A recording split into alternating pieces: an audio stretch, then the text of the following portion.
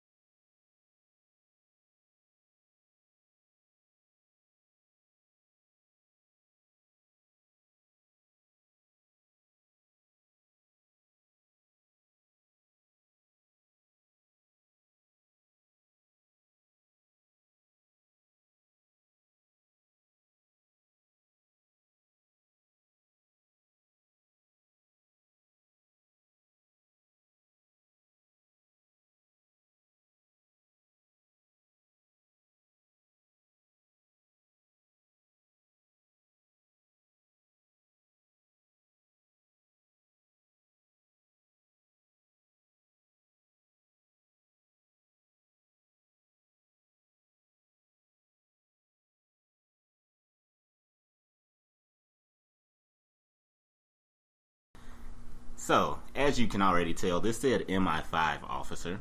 Yeah. So he's not MI6, but one of the complications he was seeking, or that he addresses very early in the movie, is he's been with MI5, yeah, like 13 years, has seen plenty of other people that, this is a black dude, the rest of the office is white, like, even the Arab dude, asked him, like, they let a black dude in MI5? And I was just like, okay. Oh, I didn't even get that part. Yep. And so he, like, addressed it, like, but his superior let him know, like, no, that's not what it is. We just feel you need more evidence when you bring things to us, because we can't, it's a lot of bureaucracy. But, so this dude never made it to MI6. And that's one of the storylines, or plot devices in the movie that gets muddied. Yeah. Because, so... Let's just go from the beginning. Okay. He's currently he's doing undercover work. He's tracking this one young Muslim guy. Yeah, and they just throw you in. They don't really give you they show him in an office, which seems like a library, but it's actually MI5's office, and I guess he's doing research. Yeah. And then he goes into a taxi cab, and you think he's just taking it somewhere, but no, he's spying on this dude. Yeah, it's weird, though, because it's like, when you first introduced him, he's just wearing like a hoodie and like jeans and stuff like that. Which I was like, it's weird seeing this dude in normal clothes. Yeah, but it was weird when he was in the hoodie and jeans. I was like, he's 20 years old. And then when he goes into a suit later, it's like, he just switched from a 20-year-old to a 30-year-old like at the snap of a finger. But, so, he's tracking this young Arab guy. Yeah, Arab guy. I don't want to get the technicalities wrong, but he's Middle Eastern. Yeah, no, well, like, they specifically, like, mentioned that he's Muslim. Because this is one of those movies that, like, it's hard to tell what direction this movie wanted to go, if it was trying to shine a light on profiling, or if it was trying to shine a light on the bureaucracy that makes terrorist attacks possible. Or if it was just, like, look at the horrible, like, crime in Arab countries. Yeah, where did they go? They didn't even go to an Arab country. Yeah, no, they did. Yeah, they went to Yemen. Oh yeah, you're right. Yeah. I don't know why I was thinking Egypt. Well, no. We'll get there eventually, but there's a traveling thing. Oh yeah. Okay. Okay, so he's specifically targeting this one, like probably like in his 20s Arab. Yeah. Kid, and yeah, we'll say he's around like 22, 24ish. Yeah, and he is really close with this guy. Like, at one point they're in a car, and the guy is just like, "Hey, I'm going to Yemen." Is that how you say it? Yemen. He's like okay, I'm sorry, guys. Yeah. God damn it. He's talking to him, and the guy's like, "Yeah, I'm going to go over there for a wedding." And he's like, "What do you mean you're going over there for a wedding?" Yeah. No. Okay, so he made the mistake of actually asking this guy in the cab about the person that he was connected with that was the bigger suspect. Oh, okay, yeah, he kept asking questions. He had a source inside that knew the guy and said he was going to a wedding. From him stalking him so much, he had seen that he was telling people he was going to a wedding, but the wedding he said he was going to was actually of someone that he is totally not cool with. Like, they don't have a good relationship at all, so they knew that was a lie. Yeah, and it was weird, though, because when they're in the car and he's asking the questions, he asked, like, the same question. Like, I thought he was a bad agent when he... No, because he kept probing the same thing, and the guy clearly didn't want to give him any information, but he kept asking him questions, and he's still put his defenses up and everything. Yeah, and he's undercover, and then you kind of see that, like, maybe he is a bad cop. Possibly. Like he not as in good leads, but his execution is bad, because it's one of those things where, like, Chad, I've known you for like a decade. Yeah. If you ask me 4 questions in a row, I'm going to start getting suspicious of you. You're like, what are you trying to do, Chad? And he's undercover, and he kind of probably has just met him for maybe a couple months. Yeah, in a fucking taxi cab. Yeah, it's one of those things where it's just like, again, like, if Chad asked me 4 questions in a row, and they're very specific, I would be like, what is Chad up to? Yeah, exactly. And he is an undercover cop.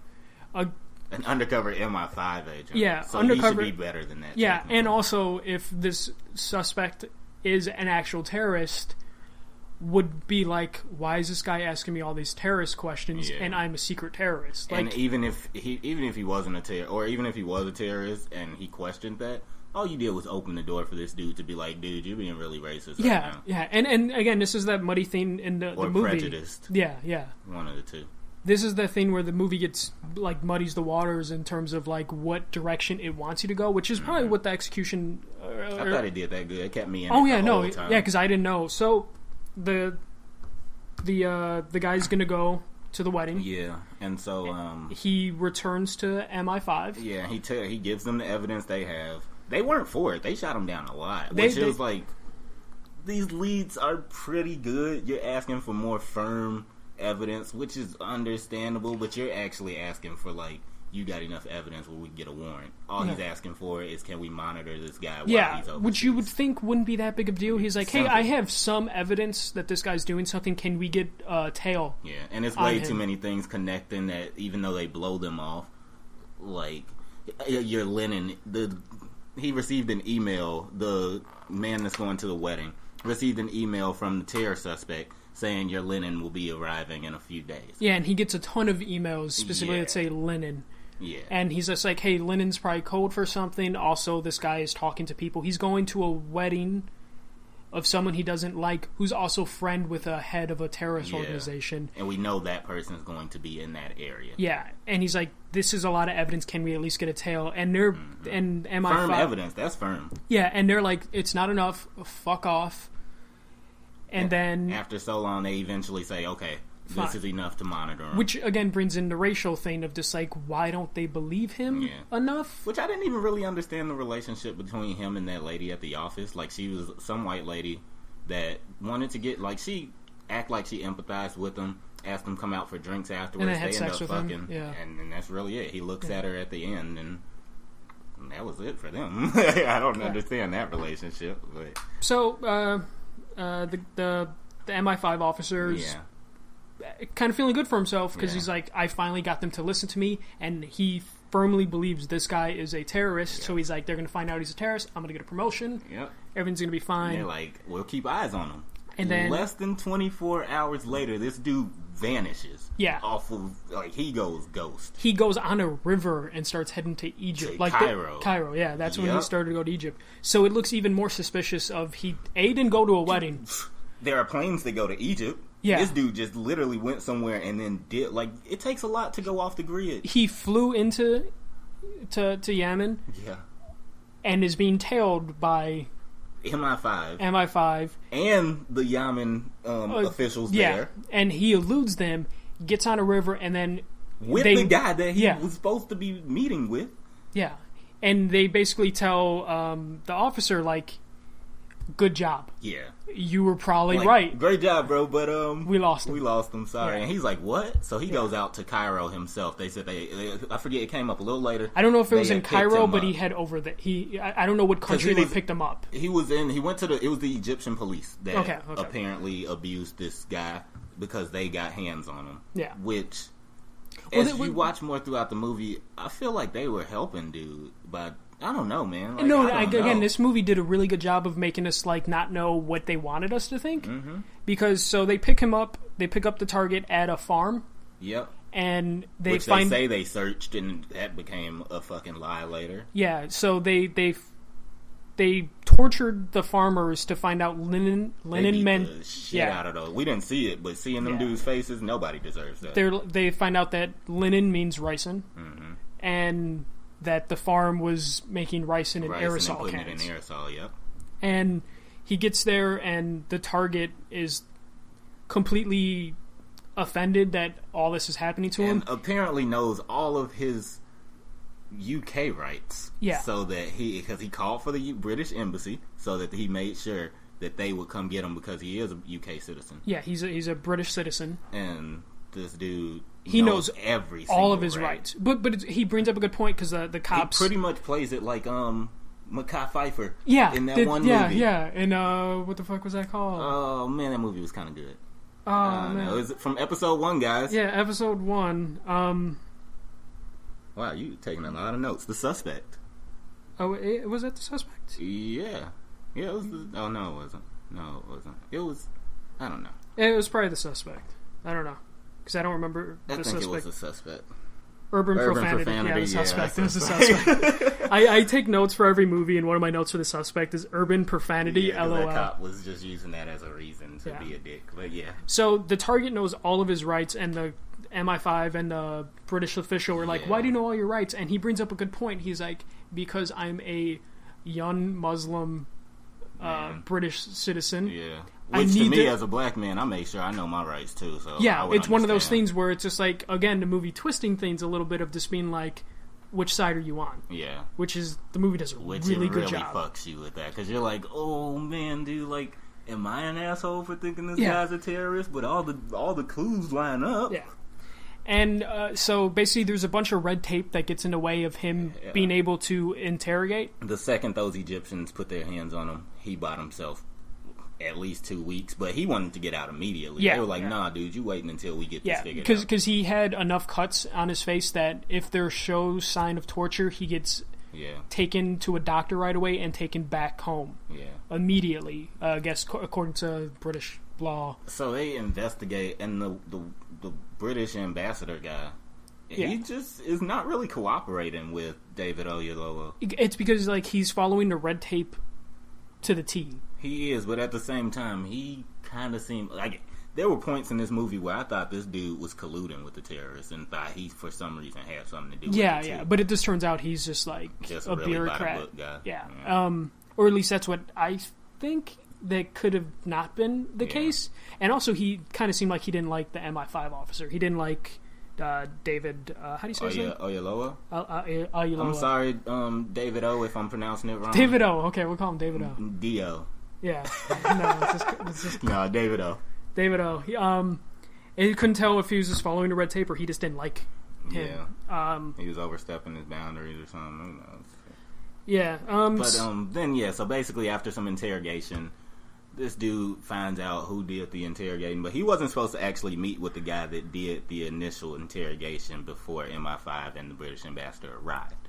But once he meets with him, this dude's very open. He's like, I'll never lie to you. Yeah. These dudes did it.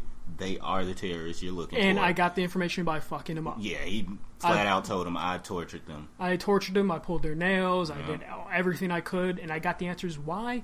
Because I want to keep people safe. Exactly. Like, this dude was a blend of, like, a horrible man who's blinded by patriotism. Yeah. Of, like, because that dude thinks he's a hero. He's like, I'm doing these horrible acts. Murky lines. Man. Yeah. He's like, I'm doing these horrible acts because I love my country type of thing. Which and is he's like, I know this would be frowned upon, but dude, do you want me to find who we're looking for or what? He's like, do you have a family? Do you want them to get hurt eventually? Because, like, it's either, like, I torture this one man or you're, or everyone's... like hundreds of people die. Yeah.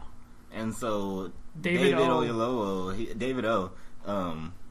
is talking to him, and the guy even offers, he's like, I'll torture him, and you don't even have to give me an answer. All you have to do is just kind of nod. And David O was like, nah, I can't do that.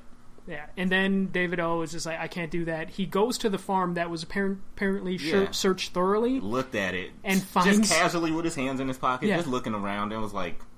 What the fuck is this? It's an aerosol can. Yeah. In the middle of a fucking field. They were like buried or something, like half buried. Barely. They weren't buried under. It was just like on the end of like a ledge. Yeah. And he finds these 3 aerosol cans. He gets them tested. Like sitting some on the side of your bed. Yeah. Basically. He gets them tested and they find out like, oh yeah. Which they said, you think they have some urgency. They're like, okay, you need to send this immediately. And the British ambassador, he kind of took his time, missed the fucking plane, and had to send it the next morning. Which then they found out after testing one of the 3 cans. Yeah, it's ricin in here. Yeah, it's ricin, and he's just like... still not enough. And he's like... He's trying to explain to the British embassy, or the ambassador, of like, these are only 3 cans. I know a truckload of stuff has left this farm and is headed over to Europe. Yeah. It's already there, basically. And the ambassador's like, well, we'll look at it in the morning. Yeah, he kept like describing. He was like, it's literally already there. Like, if they sent it when we got here, it's already there. There. If there was even more, like, each can could take out dozens. Yeah, they said one, all you had to do was dip the tip of a needle and you could kill hundreds of people. Yeah.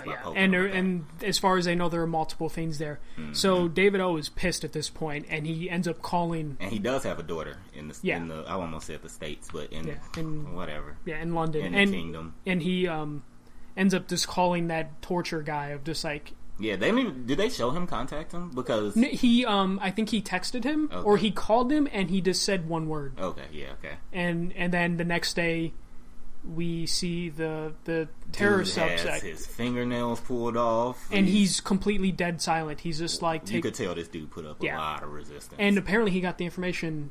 Yeah, dude gave him the information. He told him, like, but again, it's one of those address. Yeah, this place, we did send it. Yeah, and this is again where it gets kind of weird, or not weird, a little murky or muddy, because it's just like, if you torture someone long enough, they will agree to whatever you say. True, because they denied it to the actual police, but they told it to this guy that was torturing him. Yeah, and so he's like, cool, we got an address, but the ambassador is like, you fucked up.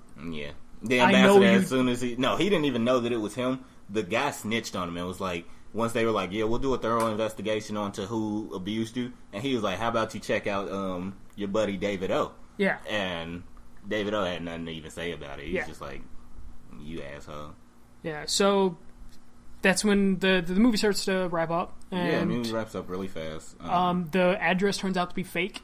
It was a real address. It looked like suspicious things happened there, but it had been cleared out and only old people were there. Yeah. So it turned out the address led to nothing really. Yeah. And then all the evidence that they had, which was firm evidence, regardless of who the suspect is, was firm evidence that there's some terrorist activity going on. Was thrown out. Thrown away. It was thrown out because it was a picture taken of him and the torturer. Yeah, because the guy that tortures is notorious and apparently was being followed. So all the work David O had done had been thrown away because he tortured the guy. Yep. And the guy did have his rights violated, so he was set free. Yeah, he was a citizen of Britain. And the movie just kind of ends where we don't know if anything happens. They showed a guy like giving a press conference with his attorney, and then they zoom the camera in on the terror suspect. But it wasn't even like the terrorist, the dude that was in prison that we saw. They zoomed like in the middle of the dude that was behind him. Yeah, which is the terrorist suspect. Yeah, that was the main guy. Yeah.